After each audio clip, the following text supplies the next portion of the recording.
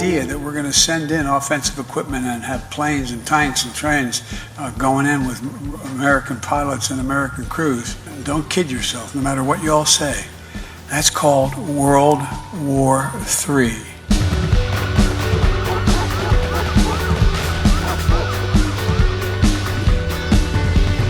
Hi folks, Canadian Prepper here. So I'm going to be posting some visuals for you today just to stimulate some thought about a theory that I have that I want to share with you. And it's a very important one because, as unpopular as it may be, I do think it's something that we need to strongly consider for the sake of our own preparedness.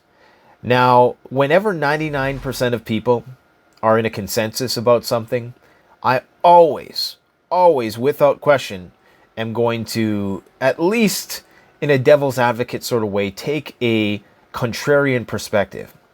Just because I know how easily people can be groupthinked off a cliff. I am very concerned right now that the consensus that Russia is dropping the ball and losing the war is just a lot of smoke being blown up you know where. And I'm going to give you some reasons why. Now, I must say that this is not a theory I espouse per se. This is a stream of consciousness. This is trying to figure things out and ideas that I entertain in order to try to get to the truth of the matter. Because if we don't understand the present, guys, then we have no chance in hell of being able to predict what's coming next. And as empowering as this information age is, it's equally empowering for the disinformants and the misinformation. And that is part of the problem. You would think that in this day and age, it would be impossible to hide the truth about what is going on. But the truth of the matter is, it's quite the opposite. Now, I think that we are being duped. And I believe we're being told a noble lie about what is being going on over in Ukraine right now. It appears, and this is just what I'm seeing, that almost every media report is showing Ukraine victories, shooting down Russian planes, shooting Russian tanks, taking Russian POWs, all these very strange concessions given by POWs who are clearly have been beaten up. You don't see that from the other side at all. If we follow the art of war principles, appear weak when you are strong and appear strong when you are weak. Well, clearly we see that Ukraine is appearing very strong. They're winning the propaganda campaign. Almost every hit that they make on a major piece of military equipment that belongs to the Russians is recorded, documented, and uploaded and celebrated. The other side is not true. Russia is not using this tactic at all. In fact, I've heard, and I can't attest to the validity of this claim, but I think that you're not even allowed to call it a war in Russia. So their propaganda approach is entirely different. You will be hard-pressed to find any, and I mean any, not one single piece of Russian footage glorifying an attack on any military installation within the Ukraine, any tanks, any planes, any soldiers, any POWs, anything like that. You will not see it. You'll be very hard-pressed to find any footage. Now, part of the reason for this is because Russian soldiers had their phones taken away. But this is also a completely different strategy than what we're seeing, because you would think that the Russians, if they cared at all about the West's perception that they were losing, that they would try to be pushing out some information saying, hey, no, look at all these targets that we've hit. We've hit a couple thousand military installations, apparently, command centers, fuel centers, munitions facilities, the whole 9 yards. But we're not showing this. We're just saying it in numbers. So clearly the propaganda modus operandi is entirely different between a invading superior force and a defending inferior force. Now, we must also bear in mind that the home field advantage for any defending army is typically a 3-to-1 advantage, meaning that you are going to need at least 3-to-1 guys if you are invading a country. That is, if the country you're invading has 200,000 soldiers, you're going to need at least 600,000 to hold it down and to win, because the defending soldiers have home field advantage. They can be dug in, and typically defensive weapons are just more effective than offensive ones, unless you're doing a total war blanket carpet bombing campaign, which is not, contrary to popular belief, what we are seeing. This is not what we're seeing. We are, in fact, seeing a very targeted and, for the most part, quite surgical, as much as there is collateral damage. Of course, there's collateral damage in all wars, and that's not to make any excuse. It's absolutely horrifying and terrible to see any children, women, and men, of course, lose family members, lose their own lives, and just all of the sad stories that accompany that. It's never good. War is terrible, and there was much better ways, I think, to have resolved this issue. Now, the question is, does Russia stand to lose anything by being underestimated? And the answer is no. In fact, they have everything to gain. You see, if you are underestimated and people are all high on themselves, then you have an advantage. That's in the only reason why you would want to overestimate your capabilities if you're trying to build group morale and bring more people into the fight. And that can be the only explanation I can see for why they're really hyping up all of these Ukrainian wins. But I mean, a person would be entirely naive to believe that there hasn't been at least a few. Obviously there's been hundreds based on the numbers that are being provided, but we're not seeing any of these Russian hits on Ukrainian tanks and planes and things of that nature. And that's very important, because it's very easy for a person then to, see 3 or 4 planes being downed a day and tanks, and then you get this real impression that Russia is having their ass handed to them, and they're just a bunch of stumbling buffoons who don't know what they're doing, a bunch of conscripts meandering around the no man's land, not knowing where they are or when they're going to get resupplied, and zeroing in on every possible opportunity, and there's a confirmation bias, of course, which makes us believe something is happening, and there's a power to that most people are completely oblivious to. And we must remember that this is really starting to look like the Hunger Games with Zelensky. The District 13 propaganda commercials where Katniss Everdeen would say, "Look at what snow has done. Look at this. This is death and it's coming for you." I get that exact same vibe from a lot of Zelensky's pitches. It just seems so scripted in a lot of ways. And I'm very concerned that we're not being told the truth about what's going on. And that is very important, because having objective information is necessary to make decisions. Now, I'm not seeing it from their perspective. Perhaps they can argue the noble lie and say, no, we need to lie to our people to embolden them so that they will continue to fight, so we have a better chance of winning this conflict. You can make that argument. But we've also seen the same guy explicitly state before this thing happened that there was a very low chance of Russia invading, and NATO was just hyping it up with all these intelligence reports that were coming out. You remember that? And within the span of 24 hours, he was putting guns in the hands of people who had no experience. They were locking down the borders so that you couldn't leave unless you were between the ages of 18 and 60. If you were male, you had to stay and fight. So they flip-flopped from, don't worry, there's not going to be a war, to right away, overnight, oh, there's going to be one. What did Biden say when we were leaving or getting ready to leave Afghanistan? Don't worry, the Afghan government will stand strong. The Taliban's not going to overthrow them. Within, 48 hours? Things went to hell. So what I'm trying to say is that what we're being told is virtually useless information at this point. And there's people who are having these conversations on videos about the topic as if they have any idea whatsoever about the real state of things on the ground.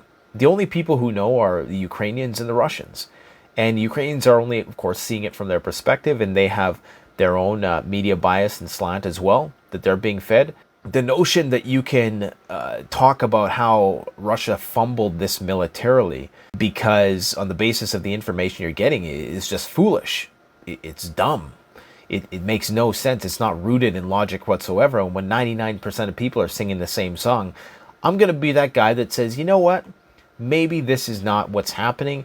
Maybe, in fact, it's the complete opposite of what we're seeing. And we're just seeing the one-off wins that they're getting. And the situation is actually bad. And this is bad for NATO. It's bad for us if we are, in fact, suffering defeat. And people will say, well, no, they were supposed to do it in 3 days, blah, blah, blah.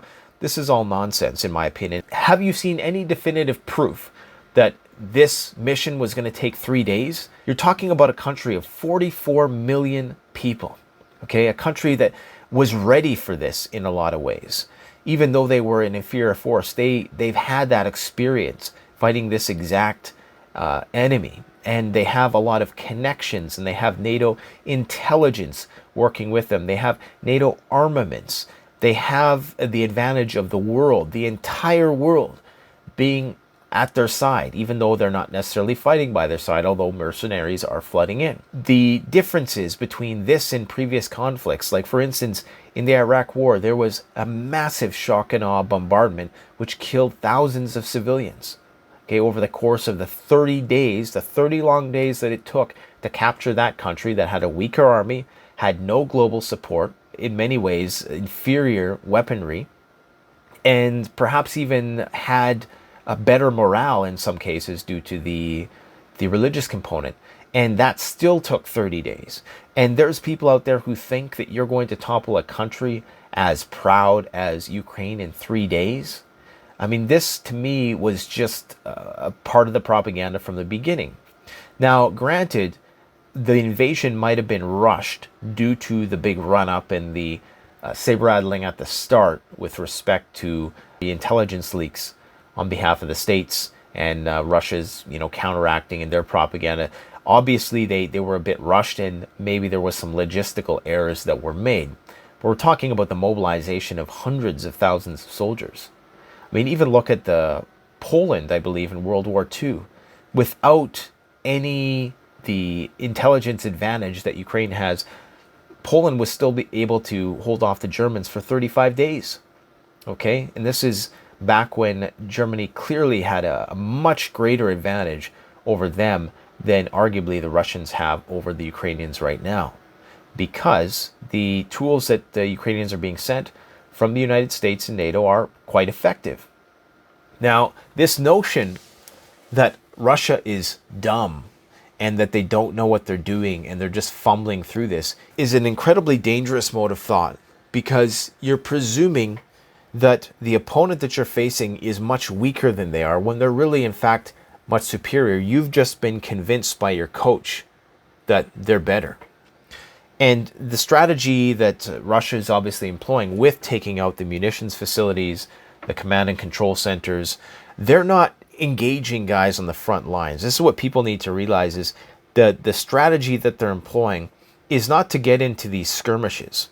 This is why usually when they get hit by a skirmish, they'll retreat, and they're not really trading in that respect. They're trying to get to the heart of the problem, to the root of the problem. If you want to kill a weed, you have to go to the root of the problem. And this is a strategy that most militaries will use when they're invading a country, is they will try to target the heart. Why target the guys on the front line when you can target their supply line and you can just basically kill them that way, maybe even keep them alive and convert them into fighting for you. This is the goal in war, is to try to, yes, you may lose 50,000 soldiers, but if you capture the army and you can integrate them into your own, then you've potentially doubled the size of your army if you can integrate 100,000. So we must understand that the approach that they're taking, and so the Ukrainians are filming the front line stuff, but they're not filming what is happening to the root of their cause, to the root of their logistical system, which is being destroyed and bombarded every single day. And that's arguably the part that counts the most. So I am just very concerned that we are not being told the truth. And as such, it's very hard for people to make the right decisions when it comes to how they're going to plan out their life from here on forward if you don't have the right kind of information to go on. Now, like I said, this is just a theory, but we've seen so many stories and urban legends which have been proven to be mostly false, like the whole Ghost of Kiev thing, among others, And I understand, guys, that this is to make people feel good and patriotic. And you can argue that it's worth it. Okay, you can argue that the campaign right now to do that is worth it. But I dare you to find a similar way of doing the propaganda on Russia's side, because you won't find it. And if you do find it, it's like finding a needle in a haystack, and 99% of people won't find it. So clearly they don't want it to be found. And I think the reason for this, and this is to sum up the whole theory, is that NATO is in a much tougher spot than they are letting on, because you need to understand that they have never really fought a enemy that has been as technologically advanced as Russia for a long, long time. And we all know what happened the last time that happened. It was World War II, and it was total chaos. Iraq, even in Iraq, the insurgency eventually won out. In Afghanistan, the same thing. But of course, there you had the terrain, which was just not very hospitable to that sort of incursion. And then you had Vietnam, which of course was never to be won. I think this is a much bigger challenge for NATO. Yes, you could say in a conventional one-to-one sense, NATO's weaponry is by and large superior, with the exception of surface-to-air missiles. But, when we're talking about like S-300, 400, 500 systems, are probably among the best in the world for shooting stuff down, rockets included. But in a one-to-one conventional war, if you put the numbers up, clearly, and when I say NATO, I mean NATO countries. I'm not talking about everything that NATO has deployed at the moment. I'm talking about everything NATO could potentially bring to bear. Like if you got the full force of the French, the British, the Polish, United States, obviously, Canada, etc. If you got the full force of those armies, they would easily far surpass the Russian. But it doesn't really matter, because when you're talking about a situation where nukes are involved, you don't really need a big army to have a lot of leverage. Like, you don't need to have an equally sized army. All you really need to have is a whole bunch of nuclear weapons. That's really all you need. And if countries like Iraq or Iran had that, they probably never would have been invaded in the first place. So this is why it's so dangerous, and this is why I think we are being told that everything is good and that we are winning, but I don't think we really are. I'm going to go out and say it. I don't think we are. I think Russia is doing probably, and this is just a big probably. I shouldn't even say I think this, because, like I say, this is a stream of consciousness, but I would not be surprised if their strategy is going to plan for the most part. Because all we are seeing, and you need to understand this, that every time you see one tank being blown up, you need to understand that there are thousands of tanks behind that tank, okay? So it's very easy to even make a really like a 5-hour long montage of things getting blown up, and it still wouldn't put a dent in the entire Russian military. So just keep this in mind when you're watching this stuff, because I think the situation is worse than it is. That's why they want a no-fly zone. That's why they need NATO to get involved. That's why there's these troop deployments coming in from around the world, because they know this ain't no joke. And I mean, if we're talking about China getting involved, if we're talking about Korea flaring up, the Korean Peninsula, if we're talking about the Pakistan situation, which is now getting a little intense, and we have Iran, and the Middle East is getting a little begrudging towards the United States. You have Saudi Arabia, the UAE, among others. Okay, everything is starting to get whipped up like a hornet's nest right now. And I think that this is much worse than they're saying it is. And we're going to find out. We're going to find out. Now, the only saving grace of all of this will be if Russia decides to pull back, and maybe they've achieved a certain level of demilitarization, and they just hold on to some key points and they make that their motive. I don't think they're really in a position, at least at this point, to try to take the whole country, because that would likely bankrupt them.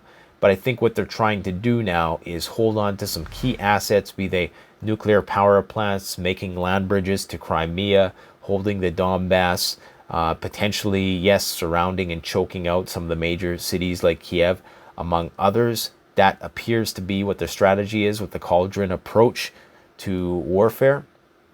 And what could be the case is that they are able to strike some kind of agreement. And I think we will see a rather rapid bounce back if that happens. But right now, it doesn't seem like it's going that way. It seems like it's going really bad. And we're watching a Hunger Games episode. And I'm just curious to hear what you guys think about this situation. Let me know in the comment section below. Thanks for watching. Don't forget to like, comment, subscribe. Canadian Prepper out.